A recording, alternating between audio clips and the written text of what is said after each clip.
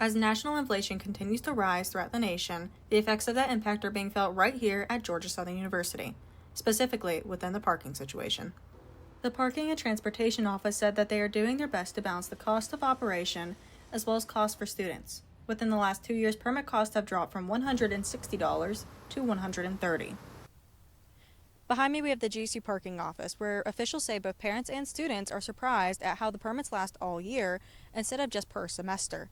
However, with a lack of guaranteed spots, there are still mixed opinions going around about the cost. This is Michaela Varner with Eagle News. Some students are choosing alternatives to save money, including riding bikes, parking at the stadium where it's free, or using public transportation to avoid the cost of paying for a parking permit or risking citations. Many students have even said that the cost of a permit doesn't match the lack of guaranteed spots. But the parking office says students should expect this and be ready to use overflow lots when primary lots fill up.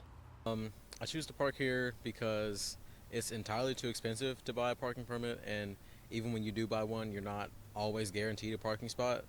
So, yeah. The parking office said that they understand the financial strain permit costs may pose, but with costs potentially rising further, mixed with expenses for maintenance, staffing, and other operational costs, the price at which permit costs can be lowered to is limited.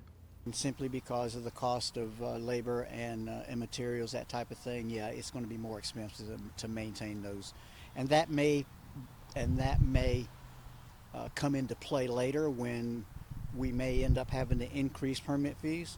The office will continue to monitor inflation data, including the next federal update expected this November, and adjust rates and costs accordingly as they prepare for the next academic year.